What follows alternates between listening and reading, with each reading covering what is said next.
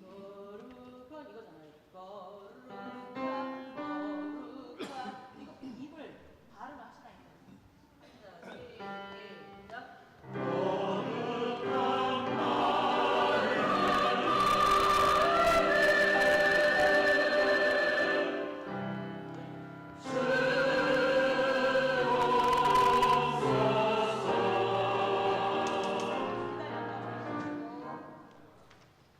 베이스 나왔다 벌벌 이겼어.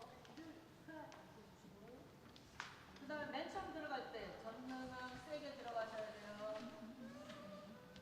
예. 그 다음에 테너 베이스 227페이지에 상생한 이렇게 하시면 안 되고 성생한 내가 밀어서 상생한 상생한 없어지면 안 돼요. 쭉쭉 밀고 나오세요.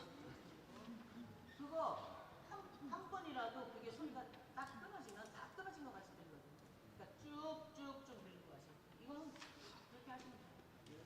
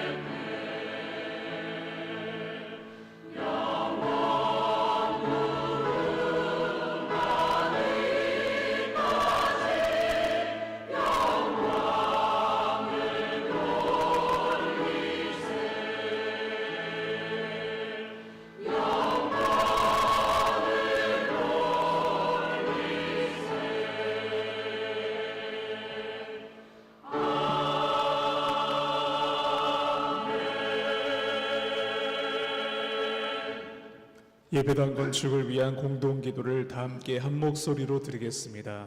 신성복교회의 예배당 건축을 지금까지 인도하신 하나님 아버지, 지금까지 진행된 공사에 이어 계속되는 음향, 영상 공사가 마지막까지 잘 진행되게 해 주시옵소서. 오랜 기간 인내로 믿음의 수고를 다한 성도들을 위로하시고 남은 선택의 순간마다 맡겨진 자들에게 지혜를 주시옵소서.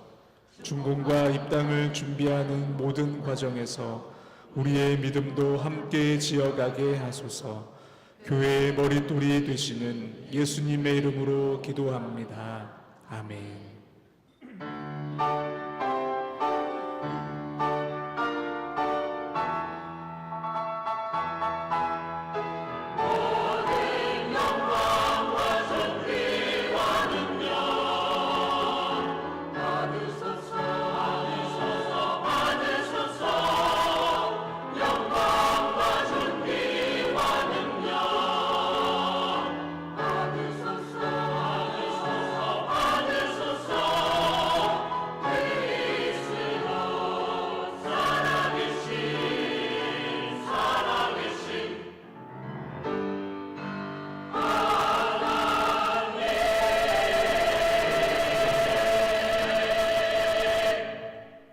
기쁜 마음으로 섬기기를 주께 하듯 하고 사람들에게 하듯 하지 말라.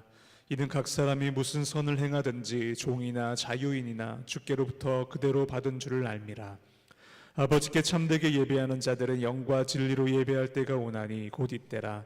아버지께서는 자기에게 이렇게 예배하는 자들을 찾으시느니라. 아멘.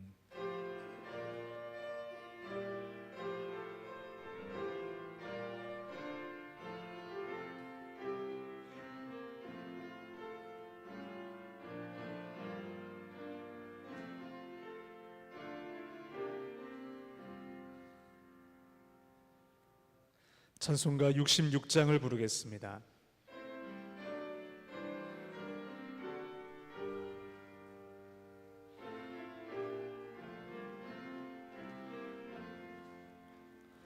다 감사드리세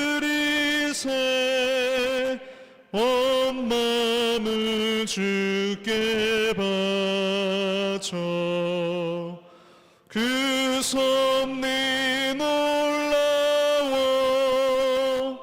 온 세상 기뻐하네.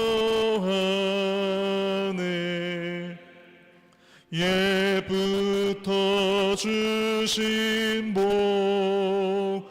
한없는 그 사랑 선물로 주시네. 이제와 영원히 사랑의 하나님 언제나 함께 계셔. 기쁨과 평화에 복 내려 주옵소서. 몸과 만 병들 때 은혜로 지키사 이제 상악에서 구하여 주소서. 감사와 찬송을 다 주께 드리오라. 저 높은 곳에서 다스리시는 주님 영원한 하나님 다 경배하여라. 전에도 이제도 장래도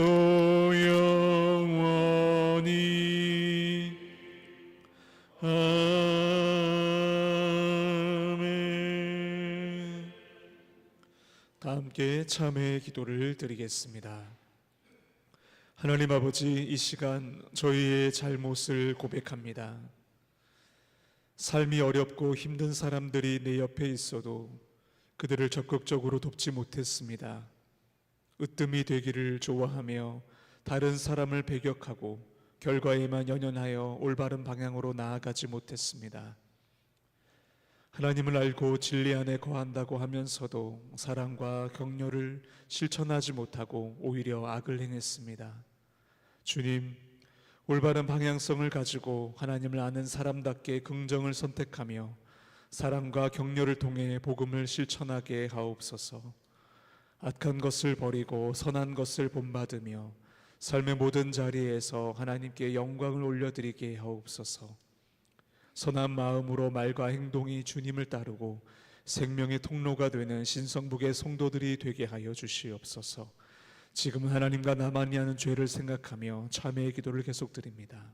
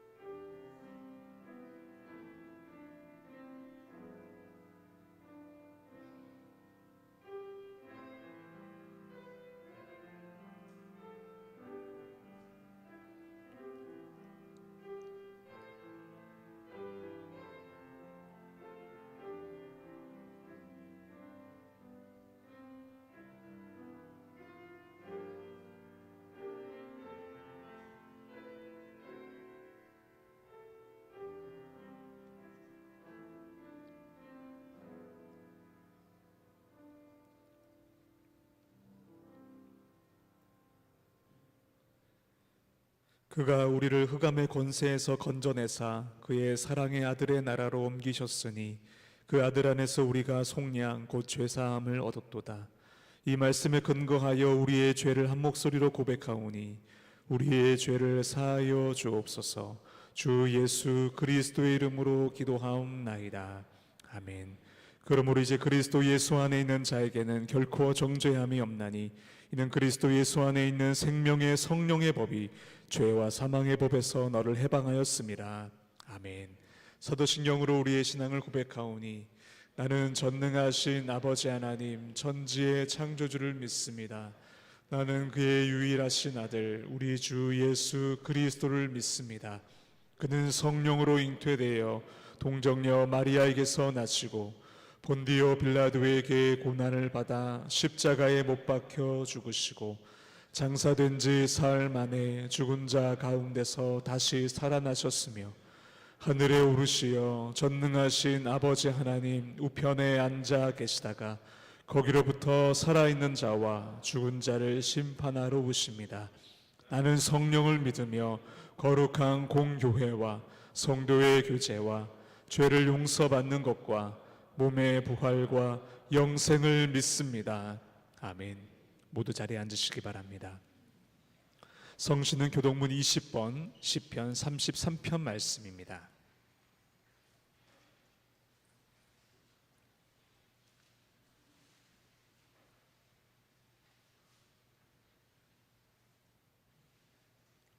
너의 의인들아 여호와를 즐거워하라. 찬송은 정직한 자들이 마땅할 바로다.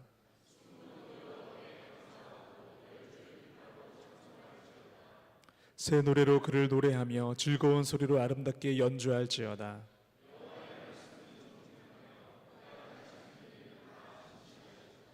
그는 공의와 정의를 사랑하시며 세상에는 여호와의 인자하심이 충만하도다.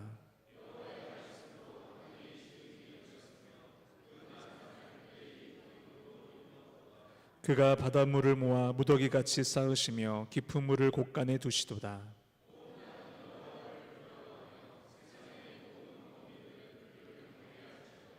아멘.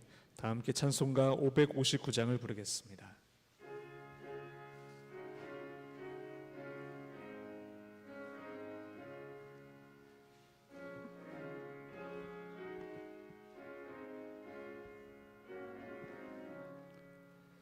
사철의 봄바람 불어있고 하나님 아버지 모셨으니 믿음의 반석도 든든하다. 우리 집 즐거운 동산이라. 고마워라 임마누엘, 예수만 섬기는 우리 집. 고마워라 임마누엘, 복되고 즐거운 하루하루. 어버이 우리를 고이시고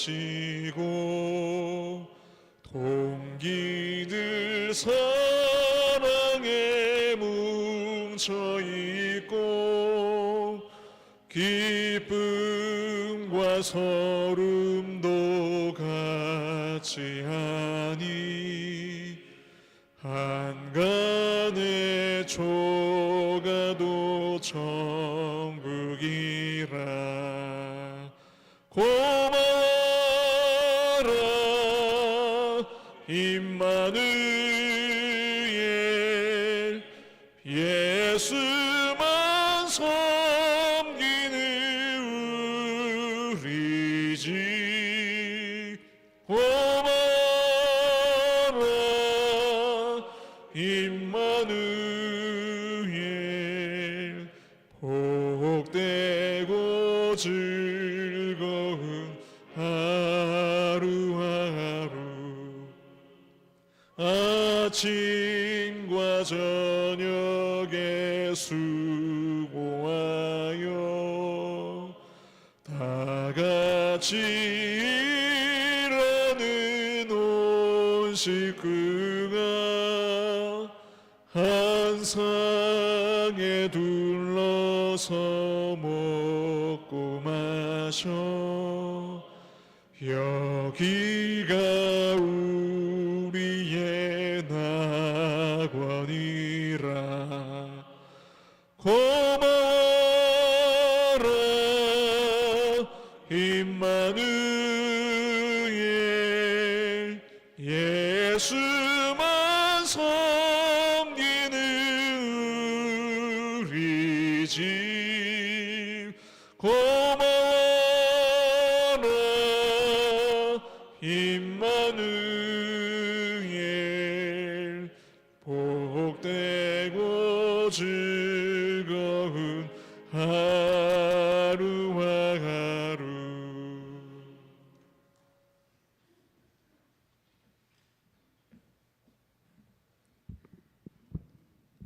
사랑과 은혜가 풍성하신 하나님 아버지, 오늘 이 아침 주님의 절에 나와서 찬양과 기도로 예배하게 하시니 감사합니다. 거룩하신 하나님, 저희를 택하여 구원받게 하시고 영생의 축복을 누리며 거룩한 주님의 자녀로 살게 하심을 감사드립니다. 이 시간 저희들이 주님의 거룩한 성전에 모여 신령과 진정으로 예배드리고자 하오니 주님의 의가 충만히 나타나는 시간이 되게 하옵소서. 자비로우신 하나님 아버지, 우리는 당신 앞에 설 때마다 늘 우리의 부끄러운 모습을 숨길 수가 없습니다. 이 시간 우리가 우리의 죄와 부족함을 자백하오니 예수 그리스도의 보혈의 공로로 저희들을 용서하여 주시옵소서. 하나님 아버지, 제가 사랑을 구하기보다 사랑을 베푸는 자가 되게 하시며 용서를 구하기보다 용서하는 심령이 되게 하여 주시옵소서. 저희 신성북교회 지체들이 주의 뜻을 위하여 한마음 한뜻이 되게 하옵소서. 각 기관들 위해 성령 하나님께서 친히 앞서 가주시고 어둠의 영은 물러가게 하시며 주의 이름만이 높임을 받기 원하옵니다. 또한 이 땅의 모든 가난한 심령들을 돌아보사 우리에게 안식과 평안을 주시기를 간구합니다. 우리에게 성도의 사명을 위하여 그들을 돌아보게 하시며 우리로 그들에게 구원의 복음을 증거하게 하심으로 저들의 영혼이 진정한 안식을 얻도록 축복하여 주시옵소서. 하나님, 특별히 내일은 민족의 명절 추석을 맞이하여 우리의 가정과 친족들을 위해 기도합니다. 가족들이 한자리에 모일 텐데 그 자리 가운데 화목과 사랑이 넘치게 하시며 믿지 않는 가족들은 주님의 은혜를 경험하며 구원의 길로 나올 수 있는 시간이 되도록 주님께서 함께하여 주시옵소서. 또한 오가는 길 가운데 안전을 지켜주시고 명절이 단순하게 세상의 기쁨을 누리는 시간이 아닌 하나님의 은혜를 기억하는 시간이 되게 하여 주시옵소서. 저희 교회가 새 성전 입당을 앞두고 있습니다. 여러 가지 복잡한 일들이 많이 있을 텐데 각자 맡은 자리에서 지혜롭게 준비할 수 있도록 도와주시옵고 주님께서 원하는 선을 이루는 역사를 보게 하여 주시옵소서. 입당하는 날까지 아무런 어려움 없게 하시고 지역사회와 미래 세대들에게 도움이 되는 성전이 되게 하여 주시옵소서. 하나님 아버지, 저희 교회 가정과 자녀들을 지켜주셔서 학업과 직장의 자리에서 요셉처럼 성결하고 바울처럼 담대하게 살게 하시며 흔들리는 세대 속에서 믿음의 기둥처럼 견고하게 서게 하옵소서. 병상에 누운 성도들에게 치유의 손길을 내미시고 외로운 이들에게 위로를 주시며 삶의 무게에 눌려 지친 자들에게 새 힘을 부어 주시옵소서. 단에 세우신 목사님 위에 영육의 강건함과 성령의 두루마기를 입히시며 말씀이 선포될 때 어둠의 영은 물러가며 육신의 고통이 있는 자는 깨끗함을 받으며 가난한 심령의 기쁨을, 고통받는 심령의 치유함을 없는 예배가 되게 하여 주시옵소서. 이 시간 각처에서 봉사하는 손길들이 있습니다. 봉사하는 성도들에게 은혜와 축복을 내려주셔서 주님의 일을 하는데 어려움 없게 하여 주시옵소서. 일부 찬양대의 찬양을 흥양하여 주시고 정성을 다하여 드리는 대원들에게 큰 은혜와 기쁨으로 채워주시고 저희들이 드리는 예배와 기도, 찬양과 물질을 온전히 받아 주시옵소서. 모든 영광과 존귀를 주님께 올리며 우리를 구원하신 예수 그리스도의 이름으로 기도드립니다. 아멘.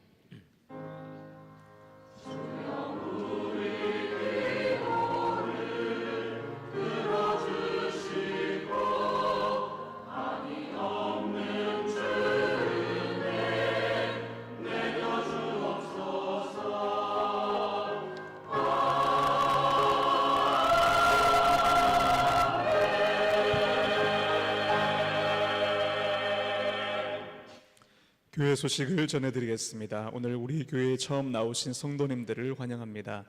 새 가족을 위한 안내와 교육을 받으시기 바랍니다.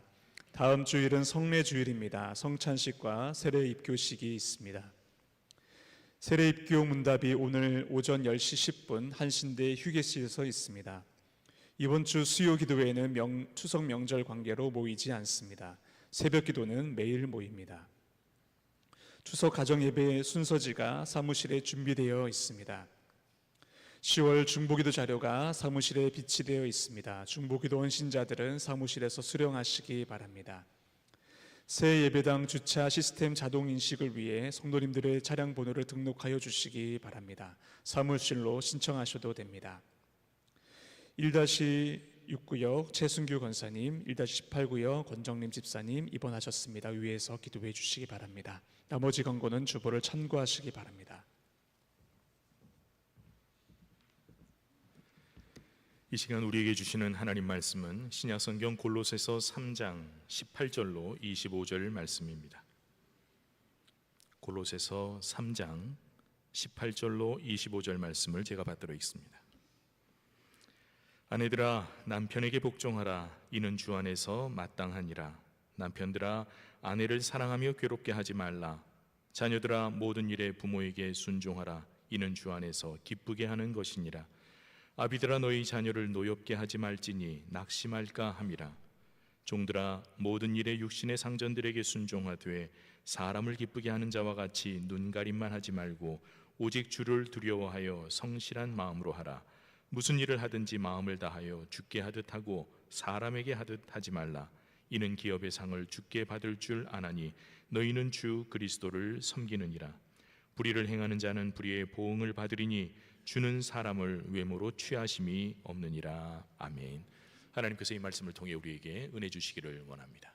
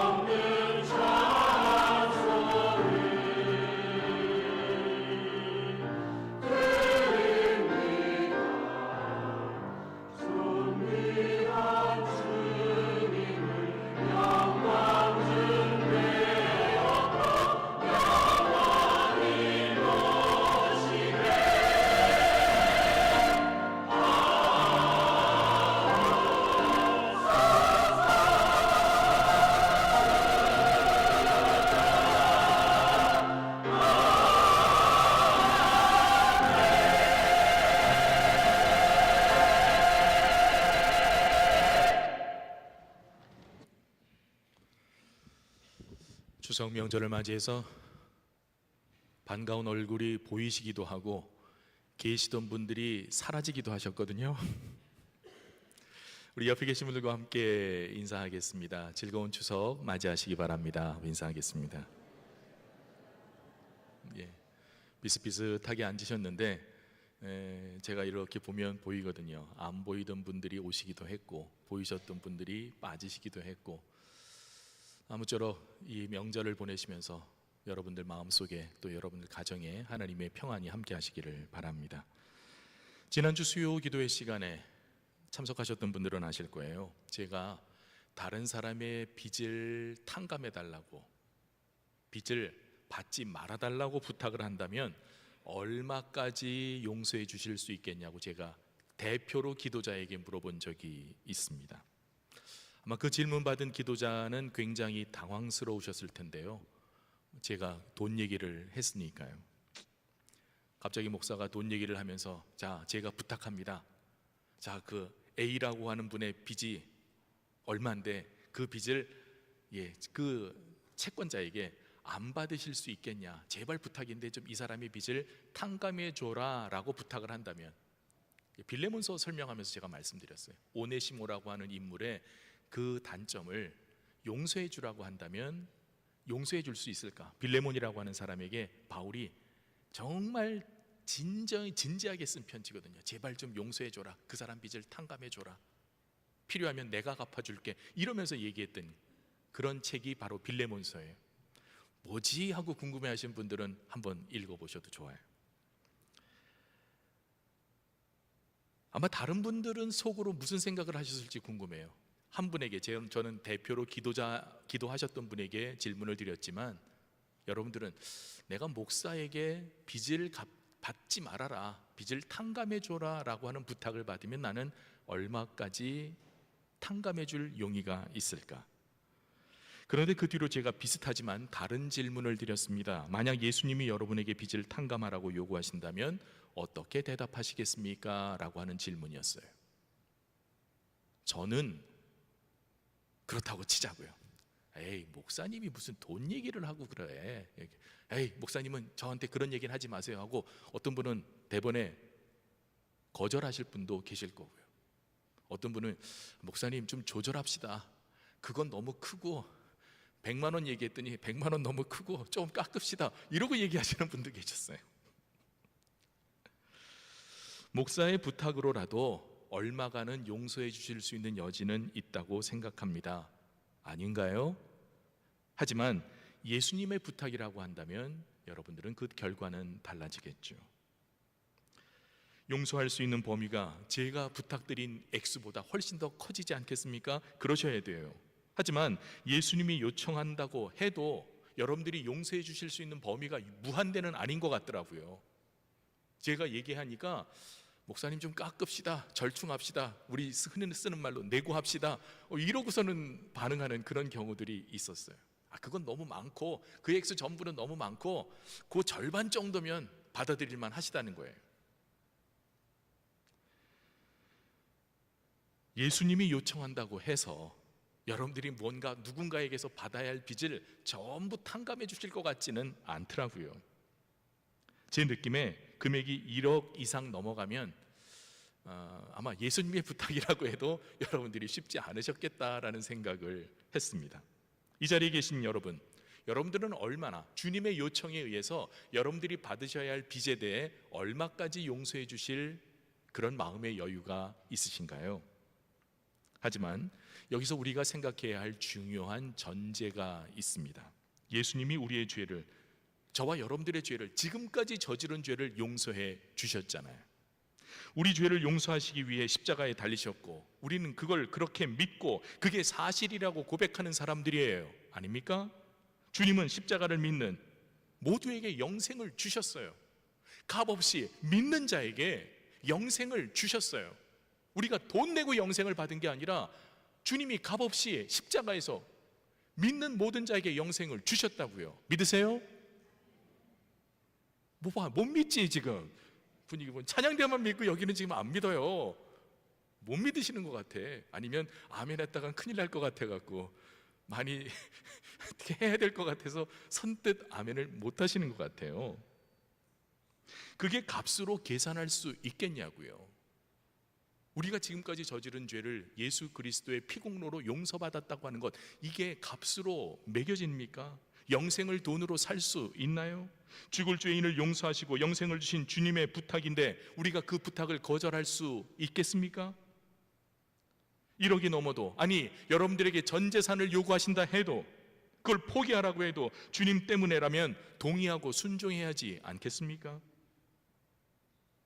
다시 한번 여쭤보겠습니다. 여러분, 예수님 앞에서 여러분들의 금전적인 한계는 얼마까지입니까? 과연 그것이 예수님이 우리에게 주신 가치를 제대로 환산한 액수일까요? 나 하나님에게 이 정도는 포기할 수 있어, 이 정도는 헌신할 수 있어라고 여러분들이 지금 선으로 정해놓은 그것이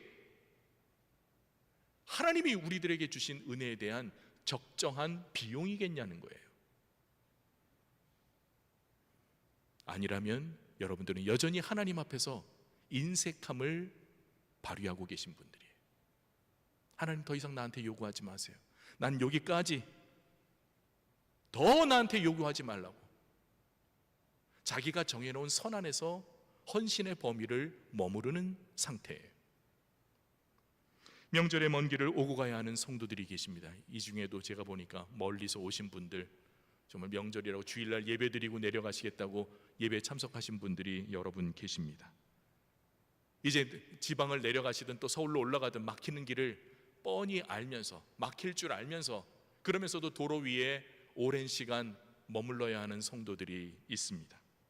가족들의 왕래를 기쁘게 맞이하고 기다리는 어른들도 계시겠지만 명절이 상대적으로 더 외롭고 힘든 분들도 계십니다.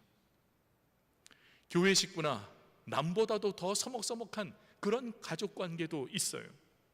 그런데 그런 가족관들과 어쩔 수 없이 만나야 하는 그런 분들도 계시고, 신앙이 문제가 돼서 안 믿는 친지들 사이에서 혼자 믿어요, 혼자 예수 믿고, 그러다 보니까는 모여 앉기만 하면 정치 얘기 다음으로 하면 안 되는 얘기가 종교 얘기인데, 그런데 거기서 꼭 믿는 사람들을, 한두 사람을 대상으로 해서 그 집안 식구들이 또 뭐라고 나무라는 경우들이 있어요. 마음고생해야 되는 성도들이 계시다는 뜻입니다. 이 모든 분에게 주님께서 하늘의 위로와 평안으로 함께 하시고, 먼 길을 왕래하는 성도들, 이미 출발한 성도들에게까지 하나님께서 안전을 지켜주셔서 이 연휴 기간 급한 소식으로 가슴 뛰는 일이 없도록 서로를 위해서 기도해 주시기 바랍니다. 가정은 여러 가지 역할이 서로 겹치는 공간입니다. 자녀에게는 아버지나 어머니이지만, 그러나 또 그 부모에게 있어서는 여전히 자녀의 역할을 해야 합니다. 그러면서 배우자의 역할과 책임도 있습니다. 남편의 역할도 있고 아내의 역할도 있지요. 부모에게서는 자식이고 내 자식에게는 또 부모고, 부부지간에 서로 배우자에게는 남편과 아내의 역할, 이게 서로 겹쳐 있다는 거예요. 이런 상황에서 오늘의 말씀과 연결하면 모든 말씀이 나를 향한 명령이 되는 거예요. 아내들아, 남편들아, 부모들아, 자식들아, 여러 입장에 대해서 오늘 성경이 이야기하고 있는데요, 그 이야기에 나는 한 부분만 해당돼, 이렇게 말씀하실 수 있는 부분들이 없다는 거예요. 여기도 여기도 적용이 되고, 이 역할도 해야 되고, 이 잔소리도 들어야 되고, 저런 책망의 소리도 들어야 되는 거예요. 그 역할에 따라서 이것도 조심하고 저것도 조심해야 돼. 이게 서로 다 얽혀 있다는 거죠. 부모와 자녀로, 남편과 아내로 각각의 책임을 감당하고 남녀의 역할에 따라 감당해야 할 몫을 감당하는 것이 필요합니다. 내 몫이, 내가 감당해야 될 몫이 있다는 거예요. 그걸 가정 안에서 남편이든 아내든 부모든 자식이든 그 역할을 해야 한다는 것입니다. 현대의 많은 가정이 몸살을 앓고 있습니다. 그 이유는 가정을 통해서 자기가 원하는 것은 얻고자 하면서도 그 안에서 내가 감당해야 할 책임은 회피하기 때문입니다. 남자가 결혼을 하는데 내가 결혼해서 아내를 얻으면 그 아내가 집안일 해주겠지, 밥 해주고 빨래 해주겠지, 그 가사 노동에 대한 부분을 책임지우기 위해서 난 그걸 위해서 결혼해 라고 마음먹는다면, 또 그런 남편과 사는 여자는 행복할 수가 없어요. 내가 그 가정을 통해서, 배우자를 통해서 내가 뭔가를 희생하고 내가 그 가정이라고 하는 울타리에 내가 집어넣을 노력을 하지 않은 채 그 가정에서 내가 얻을 것만 얻는다고 하면 그 가정은 행복할 수 없다는 거예요. 나에 대한 의무만 해라, 나는 권리만 누리겠다, 이런 태도로 가정생활을 하면 그 가정은 절대로 평안할 수가 없는 겁니다. 자기의 기대와 다른 결과가 생기면 참지 못하죠. 감정이 폭발합니다. 본인도 상대방도 행복할 수가 없는 거죠. 건강한 가정이 되기 위해서는 자신의 역할에 대한 자기 몫을 책임져야 합니다. 그것을 오늘 본문에서는 아내와 남편, 자녀와 부모, 종과 상전이라는 당시의 상황을 맞추어 각각의 태도로 설명합니다. 가족들이 여러분들의 앞으로 모이기를 원한다면 그런 환경을 만들고 필요한 비용을 지불해야 하지요. 내 주머니가 열려야, 내가 나눌 것을 나누어야 함께 모이는 사람이 생기는 겁니다. 행복한 가정을 만들기 위해서는 상대방에 대한 요구만이 아니라 부모니까 나한테 이렇게 하세요, 자녀니까 나한테 이렇게 하세요 라고 하는 상대방에 대한 요구만이 아니라 상대방의 요구에 대한 나의 책임을 균형 있게 공감해야 합니다. 뭔가를 기대하는 것도 있어요. 부모님이 우리에게 뭘 주실까? 어렸을 때는 사실 명절에 부모님에게 용돈 받는 그런 낙이 있었죠. 그런데 이제 자라면서 부모에게 용돈을 드려야 되는 입장이 됐어요. 그런데 그러면서 또 자연스럽게 또 자녀들과의 관계가 생겨요. 부모의 관계에서 자녀의 관계로, 배우자의 관계로, 우리의 관계는 서로 이렇게 복합적이라는 얘기예요. 역지사지라는 서로의 역할을 또 생각을 바꾸어서 상대방의 마음을 배려하는 일이 필요합니다. 또한 해야 할 것과 하지 않아도 될 것에 대한 생각을 서로 나누고 절충해야 합니다. 명절이 가까워지면 누구에게 어떤 선물을 할 것인가, 이 문제를 가지고 가족들 사이에 의견이 나누어지는 경우가 있어요. 물론 대부분 자기 역할 안에선, 자기의 소득 범위 안에서 개별적으로 처리하는 그런 경우들이 있죠. 각기 남편은 남편대로, 아내는 아내대로 일을 하는 경우에는 다 자기의 수입을 가지고 선물을 줄 대상을 결정하고 액수도 자기가 정한 범위 안에서 선물을 준비할 겁니다. 그런데 주머니가 하나인 가정이 있을 수 있잖아요. 그러면 이제 한 주머니에서 서로 계산을 하려면, 그러면 자, 오늘 누구네 무슨 선물을 얼마짜리를 할까, 이걸 가지고 이제 의논을 해야 돼요. 근데 이게 의견이 맞지가 않으면 불편해지죠. 아, 그 집엔 왜 해? 안 해도 돼. 아니야, 그 집엔 꼭 해야 돼. 서로 이렇게 의견이 나눠질 수 있죠. 액수 갖고도 또 달라질 수 있거든요. 5만 원짜리를 할 거야, 10만 원짜리를 할 거야, 그거보다 더 비싼 걸 할 거야. 누구는 해야 된다고 말하고 누구는 왜 그렇게까지 안 해도 돼. 의견이 다양할 수 있죠. 그거 가지고 서로 불편해지면 여러분, 올해처럼 긴 명절이 얼마나 불편해지겠어요. 애들한테 어떻게 하죠? 어느 한쪽은 해야 된다 그러고 어느 한쪽은 안 해도 된다 그러고. 아마도 여러분 가정 속에 이런 비슷한 문제들이 있을 거예요. 작은 갈등 때문에 모든 게 마음에 안 들게 되면, 여러분 이게 사람 마음이 그렇잖아요. 요만한 데서 심사가 뒤틀리죠. 그러면 이제 모든 게 다 싫은 거예요. 뭘 해도 맛이 없고, 뭘 해도 싫고, 어딜 가자고 해도 싫고. 사람 마음이 얼마나 치사할 때는 어디까지 치사해질 수 있는지 아주 이게 끝이 없어요. 가족 전체가 놀러 가는 경우가 있죠, 명절에. 그러면 괜찮아요. 그런데 여러 식구들 중에서 한두 가정이 저 이번 명절에 저희만 어디 놀러 갈게요, 한번 봐주세요. 그러면 이게 나머지 가족들이 좀 불편해져요. 다 같이 짧게라도 가까운 데라도 같이 가면 문제가 없는데 한두 집이 빠져요. 그러면 이제 모여있는 사람들은 갑자기 마음에 또 이제 울컥하는 게 생기는 거죠. 아니, 누구는 뭐 그럴 줄 몰라서 그러나, 그러면서 이제 심사가 뒤틀리게 됩니다. 누군가 한 사람이 더 가지려고 했을 때 남은 사람들에게는 상실감과 불편함이 전해지는 것이죠. 그럴 수도 있어요. 그럴 수도 있는 일이긴 한데 그런 행동들이 쌓이면 서로에게 불편한 상황이 되는 거죠. 매년 모였는데 모처럼 한번 우리끼리 놀러 갈, 그럴 수 있는데 그게 자꾸 쌓이면 그 공동체 안에서 불편한 감정이 나머지 사람들을 불편하게 만드는 거죠. 또한 과거에는 이름과 명분으로 채워지는 부분이 있었습니다. 며느리라는 이유로, 아들이라는 이유로 가정 안에서 어떤 책임을 혼자 감당해야 되는 것이 당연하게 여겨졌던 시대가 있었어요. 넌 아들이잖아, 너는 며느리잖아, 너는 내 자식이잖아, 혹은 당신은 내 부모잖아 라고 하는 그 이유 때문에 어떤 역할이나 책임에 대해서 당연스럽게 여겨지고 상대의 요구나 혹은 나의 바램도 이것이 서로 맞아떨어지는 부분이 있었어요. 공감대가 있었다고요. 당연히 여겼다는 거예요, 서로 양쪽이. 근데 지금은 당연한 게 아무것도 없어요. 저희 집입니다. 옛날 저희 작은아버님이 살아계실 때 이제 명절에 집안 식구들이 다 모이잖아요. 그러면 남자들이 하는 일과 여자들이 하는 일이 구별이 돼 있어요. 남자들이 하는 일이란 거실에 큰 상 폈다가 접었다 하는 것밖에 없어요. 저희 작은아버님 살아계실 때이기 때문에 주방에서 아무리 바빠도 절대로 남자들은 부엌에 들어가면 안 됐어요.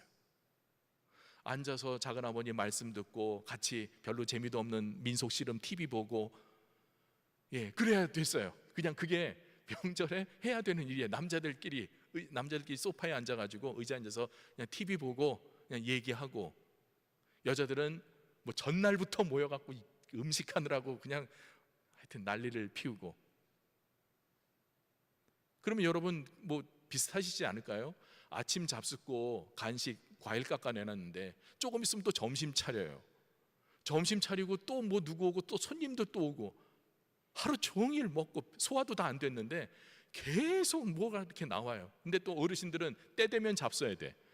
그러니까 지금 배불러서 한 끼 건너뛰고 싶은데도 또 앉아서 또 먹어야 돼. 이런 일들 아마 지금도 하시는 가정이 계실 수 있고요. 우리도 옛날엔 그랬었어 라고 하시는 분들도 계실 거예요. 하지만 과거와 다르게 현재는 자기의 책임과 권한이 서로 연결되어 있습니다. 부모는 부모의 역할과 몫을 해야 하고 자식도 자식의 역할을 해야 돼요. 부모가 해야 할 역할이 있고 자식이 해야 될 역할이 있는 거예요. 책임과 권한이 서로 얽혀 있다는 얘기예요.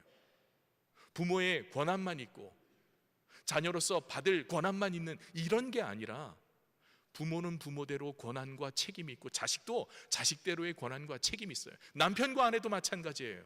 남편들아, 아내들아, 자녀들아, 부모, 오늘 성경에서 이렇게 언급하고 있는 이유는 다 너희들의 책임과 역할이 서로 맞물려 있다는 얘기예요.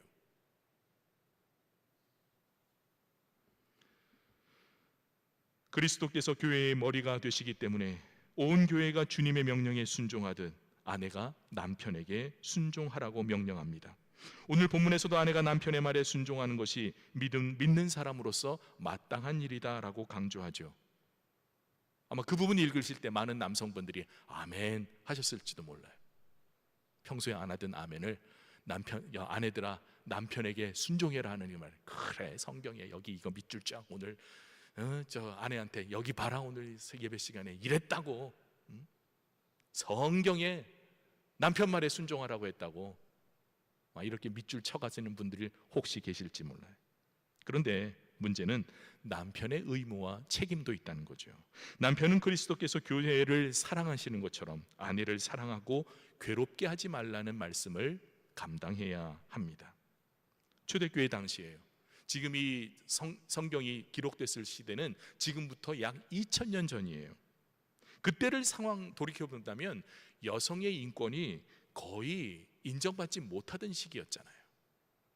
그런데도 성경은 여성과 남성의 역할뿐만 아니라 서로 연합해야 된다고 하는 것을, 여성은 여성대로 남성은 남성대로의 자기 역할을 해야 된다는 것을 오늘 성경에서 분명하게 강조하고 있어요. 여성의 조건 없는 일반적인 희생과 순종이 아니라 남편과 아내가 서로 협력하고 순종하라는 것이죠. 어느 한쪽이 일방적인 순종, 복종이 아니다. 아내도 해야 될 일이 있지만 남편도 해야 될 일이 있고, 부모도 해야 될 일이 있고 자식도 자식의 역할을 해야 된다는 거죠. 그게 다 어울렸을 때 우리가 조금 전에 불렀던 찬송 사철에 봄바람 불어있고 그 찬송의 가사처럼 되는 거예요. 하나님 아버지 모셨으니 믿음의 반석도 든든하다. 우리 집 즐거운 동산이다.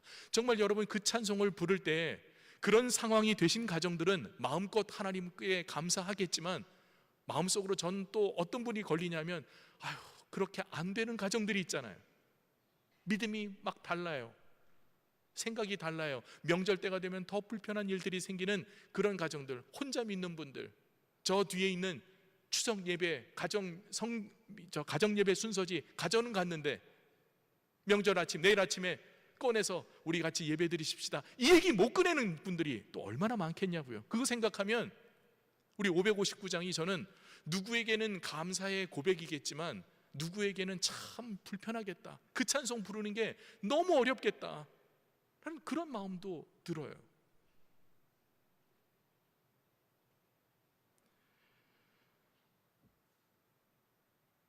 예전 어른들의 모습을 돌아보면 상호 존중이 아니라 남성의 우월적인 지위를 강조하는 부분이 매우 컸지요. 남성이라는 이유 하나로 권위를 갖는 것은 결코 성경적인 원칙이 아닙니다. 내가 남편이니까 아버지니까 내 말 들어 이렇게 큰 소리 치는 것은 성경적이지 않아요. 조선시대 복음이 이 땅에 들어와서도 가장 먼저 선교사들이 한 것이 뭐예요? 교육이에요. 그 중에서도 여성들이 교육을 받을 기회가 없으니까 여성 교육을 위해서 여자 학교들을 세웠어요. 남자들은 교육을 시키는데 여자들이라고 교육을 안 시킨 거예요.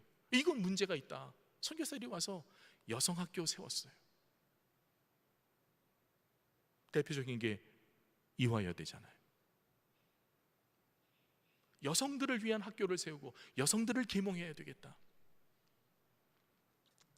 기독교 지성 여성 인재의 양성이 한국 사회의 복음화를 앞당기는 기초가 되었던 것은 당연한 일이었습니다. 성경에서도 아브라함의 순종과 믿음을 강조하지만 사실 아내 사라의 순종도 우리가 기억해야 할 부분입니다. 아브라함이 하나님의 부르심을 따라 가나안 땅을 향해 내가 네게 지시할 땅으로 가라. 아브라함이 토 하나 달지 않고 알겠습니다. 그러고선 바로 순종을 해요. 그런데 성경에 나타나 있지는 않지만 한 번도 사라가 여보 거기 왜 가야 돼요? 안 가면 안 돼요. 난 여기 있고 싶어요. 이렇게 토다른 얘기가 없어요. 당연하지. 그 옛날에 2000년 전보다 훨씬 더 옛날이니까 그때는 당연히 여자는 남자의 말을 들어야지 라고 생각하실 분도 계시겠지만 아내를 누이라고 거짓말까지 시키는데도 그것까지 사라는 순종했습니다. 베드로전서 3장에서는 사라가 아브라함을 주라 칭하여 복종했다고 말씀합니다. 아내가 남편을 주님처럼 주인과 주님처럼 그렇게 받들고 그렇게 순종했다. 그 사라의 순종을 강조하는 거예요. 요셉과 마리아의 이야기도 순종의 결과죠. 마리아는 천사의 계시에 믿음으로 반응했습니다. 내 몸속에 지금 성령으로 잉태된 하나님의 아들이 있다 그러니까 마리아가 뭐 덜컥 놀래가지고 무슨 소리예요? 말도 안 되는 소리 하고선 처음에는 깜짝 놀라다가 주의 계집종이 오니 주의 뜻대로 이루어지다 그러면서 그 천사의 계시를 받아들이거든요. 순종이에요. 요셉도 마찬가지입니다. 천사가 나타나서 너랑 약혼한 마리아가 임신했어. 펄쩍 뛰어야죠. 무슨 소리예요? 그런데 이건 성령으로 된 것이니 받아들여라. 요셉이 그 천사의 안내를 받아들여요. 마리아도 천사의 계시를 받아들여요. 둘 다 하나님의 명령에 순종해요. 절대로 요셉이 더더욱 내키지 않는 순종 아니겠어요? 왜 이런 것까지 시키세요? 아유 참, 왜 나한테 하나님 왜 이러세요? 우리 잘하는 기도 있죠? 하나님 나한테 왜 이러세요? 이런 기도 해보신 적 있죠? 왜 나한테 이런 일을 겪게 하시냐고, 왜 이것까지 경험하게 하시냐고. 우리 그럴 때 있어요. 아마 요셉이 속으로 그런 마음이었을 거예요. 하나님 나한테 왜 이러세요 지금? 근데 결국 성경에서 대표적인 순종의 사건들은 약하기 때문에 열등한 위치로 받아들인 것이 아니라 믿음의 표현이었어요. 요셉과 마리아를 보세요. 믿은 거예요. 천사의 그 계시를 믿은 거예요. 천사가 힘이 세서 윽박지르면서 야 받아들여, 안 받아들이면 안 돼, 이러고 협박을 한 게 아니라 믿음으로 받아들인 거예요. 사라도 아브라함의 여보 오늘 하나님이 나한테 가라고 하셨어, 가야 돼, 보따리 싸. 그럴 때 그냥 그걸 믿음으로 받아들인 거예요. 남편이 우월적인 지위에 있어서 받아들인 게 아니라 요셉과 마리아 모두 하나님의 권위를 믿음으로 반응했던 거예요. 우리의 가정이 건강하기 위해서는 오늘 여러분들이 받으셨던 주보 그림 중앙에 있는 단어들을 생각하셔야 합니다. 우리는 하나님에게 순종하듯 서로에게 순종해야 합니다. 일방적인 순종이 아니라 서로 의지하고 기대하는 만큼 상대방의 뜻을 따르려는 화합의 마음을 가져야 합니다. 부부 사이에도 부모 자식 사이에도 일방적인 책임과 의무를 감당하고 그것을 요구하는 게 아니라 넌 내 자식이니까, 당신은 내 부모니까 나한테 이렇게 해야 돼요 라고 어떤 당연한 책임을 묻는 것이 아니라 자녀의 역할에서 부모의 역할로 자연스럽게 옮겨지며 과거의 경험에서 개선해야 할 것을 고쳐야 합니다. 며느리로 고생을 오래 했으니 이젠 시어머니 노릇해야겠다. 요새 그럴 분들도 없어요. 하지만 내 고생했던 얘기하는 게 아니라 내가 고생했을 때 힘들었던 부분을 고치라는 얘기예요. 그래야 여러분들의 가정이 더 건강하고 화목한 가정이 될 수 있어요. 여러분이 힘들었던 부분들을 자녀에게는 반복시키지 않아야 될 것 아닙니까?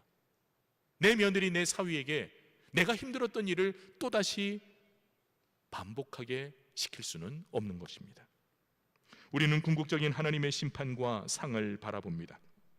오늘의 말씀은 종이든 주인이든 남편이든 아내든 부모든 자식이든 모든 일을 하든지 마음을 다해서 주께 하듯 하고 사람에게 하듯 하지 말라 강조하십니다. 그래야 하는 이유가 우리의 상을 사람에게서가 아니라 하나님께로부터 받기 때문이라는 거예요. 우린 상을 받는데, 종말적인 상을 받을 텐데 그것이 사람에게서 받는 상이 아니라 하나님에게서 받는 상이라는 거예요. 잠언 25장과 로마서 12장에는 네 원수가 줄이거든 먹이고 목마르거든 마시우라, 그리함으로 네가 숯불을 그 머리에 쌓는다라고 강조하십니다. 잠언에 있는 말씀을 로마서 12장에 인용을 했어요. 원수에게 보복을 하는 게 아니라 원수가 줄일 때 먹이고 목마르거든 물을 주라는 거예요. 이거는 우리가 알고 있는 상식적인 보복이 아니죠. 왜 원수한테 그렇게 해? 그런데 그럴 때 원수의 머리에 숯불을 쌓는다는 말은 하나님이 갚으신다는 거예요. 내가 갚어. 너는 원수에게 베풀어. 그러면 그 보답은 내가 줘. 하나님이 주신다는 거예요. 우리의 선행에 대해서 하나님이 갚으신다는 거죠.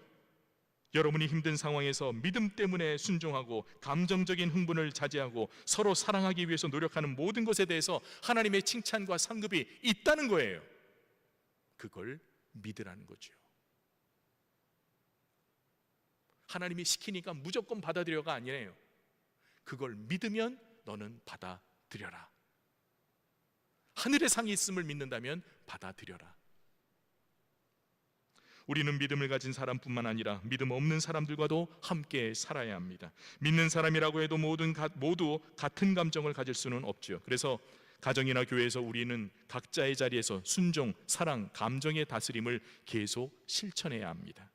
힘들고 어려운 이 일을 계속 노력해야 하는 이유는 오직 예수 그리스도 때문입니다. 한번 따라서 하겠습니다. 주여. 지난주에는 이거 했어요. 오늘 한마디는 주여입니다. 근데 이 억양이 굉장히 중요해요. 우리 보통 기도할 때 주여 하는 이게 아니에요. 이 주여는 무슨 느낌인지 아시죠? 한 번 더 해보겠습니다. 아이고 주여. 이제 좀 느낌이 오시죠? 그냥 주여가 아니라 아유 내가 정말 예수님만 아니면 하는 그거예요. 이번 명절에 여러분들이 이 주여를 입에 여러 번 달고 계시길. 이게 여러분 가정이 편해지는 방법이고 행복해지는 방법이에요. 속상하고 힘드시겠지만 아유 주여, 아유 주여. 내가 그 말은 예수님 때문에 참는, 예수님만 아니면 안 참을 일을 예수님 때문에 내가 참는다, 그 얘기예요. 뭐 찬양대 뭐 불만 있어요? 표정들이 아우 왜 우리한테 왜 이런 것까지 시키는데 하는 그런 표정들이세요 지금. 주여예요. 이번 추석은 여러분들이 주여로 살아가십시다. 길 밀려도 주여, 부모님에게 좀 섭섭해도 주여, 남편과 아내에게 좀 섭섭해도 주여, 자식이 좀 서럽게 해도 주여, 하나 더 보태면 으이그 주여. 예수님 때문에 그 주님이 우리에게 탕감해 주라는 명령을 하셨으니 우리는 하나님이 갚아주심과 상을 바라보며 우리의 역할과 책임을 감당해야 합니다.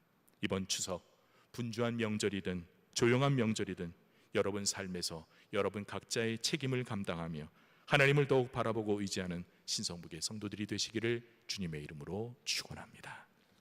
거룩하신 아버지 하나님, 사실 예수님만 아니었으면 벌써 집어 던지고 포기하고 멈춰버렸을 우리의 인생의 순간들도 있습니다.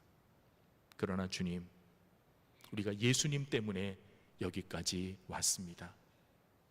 예수님 때문에 아내의 역할, 남편의 역할, 부모의 역할, 자식의 역할 참아가며 받아들이며 정말 용서하기 힘든 것들을 용서해가며 여기까지 왔습니다.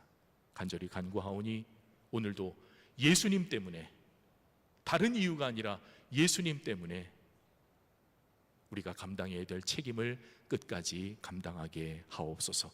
그 후에 주실 하나님의 위로와 상급을 바라보며 오늘도 우리의 역할에 주어진 모든 길을 부끄러움 없이 살아가는 거룩한 주의 자녀들, 신성북의 공동체가 되게 해 주시옵소서.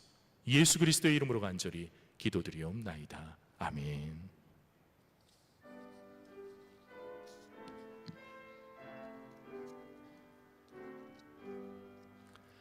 나의 생명 드리니 주여 받아 주셔서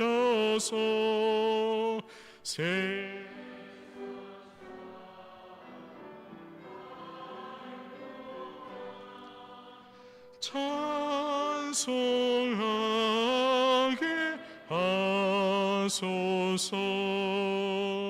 나의 보화 드리니 주여 받아 주셔서 하늘나라 위하여 주 뜻대로 쓰소서. 아멘. 하나님, 시간도 주님 전에 바쳐진 귀한 예물을 기쁘게 받아주시고 오늘도 바쁘고 분주함 속에서도 또 이 예배 마치고 그 다음 이어지는 여러 가지 복잡한 일정 가운데서도 주 앞에 예배드리기를 먼저 하고 기뻐하는 성도들의 그 모든 걸음 믿음대로 우리의 몸을 산제물로 받아 주시옵소서. 오늘 명절을 당해 많은 성도들이 오고 갑니다. 원근각처 흩어져 있는 성도들, 또 그 성도들을 방문하며 위로하며 즐거워하고 기뻐하는 모든 성도들의 걸음을 주님께서 안전하게 지켜주시고 병석에서 병원에서 또 이렇게 명절을 보내야 하는 사랑하는 성도들도 주께서 긍휼히 여겨 주시옵소서. 학업과 직장과 군대로 나가 있는 우리의 자녀들을 보호하여 주시오며 오늘도 이 빛 속에서 예배를 위해 섬기는 모든 성도들의 수고를 기쁘게 받아 주시옵소서. 예수 그리스도의 이름으로 감사하며 기도드리옵나이다. 아멘. 모두 자리에서 일어나셔서 옆에 계신 분들과 인사하실 때 예수님 때문입니다 하고 인사하겠습니다. 여러분, 예수님 때문에, 저 어렸을 때 불렀던 그 복음송 중에 예수님 때문에 형제를 사랑합니다, 예수님 때문에 자매를 사랑합니다, 이런 노래 있었거든요. 정말 예수님 때문입니다. 오늘 여러분들이 참고 받아들이고 용서하는 그 모든 이유가 바로 예수님 때문에라고 하는 이 가치대로 살아가시기를 바랍니다. 우리 복음 찬송 함께 찬양하겠습니다.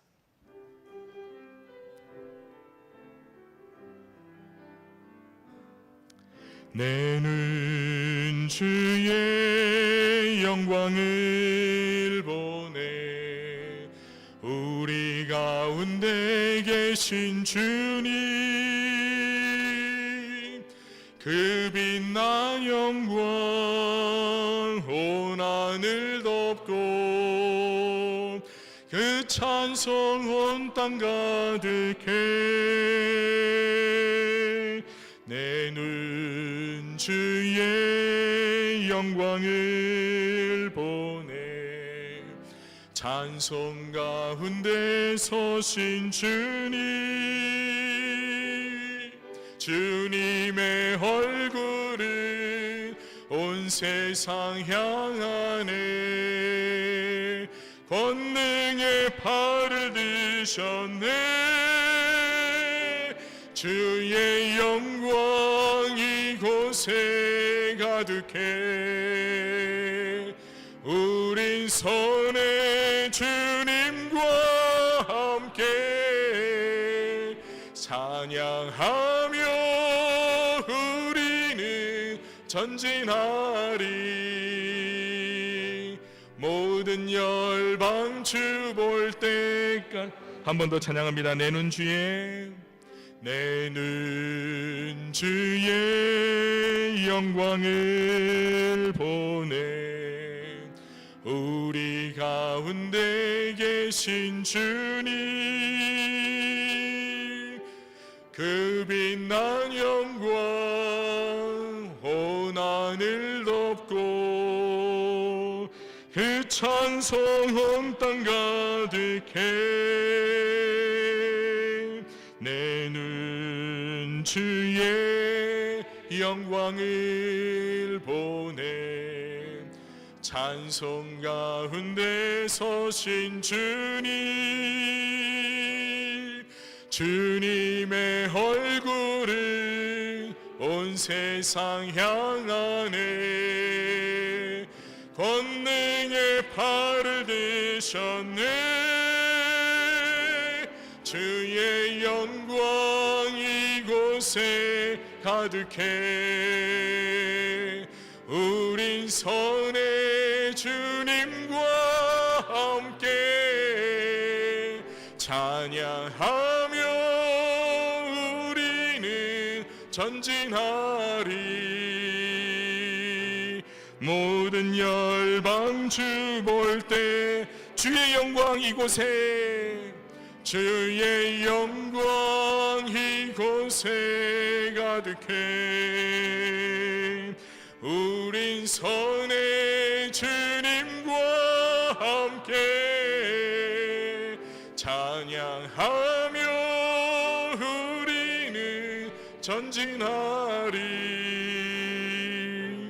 모든 열방 주 볼 때까지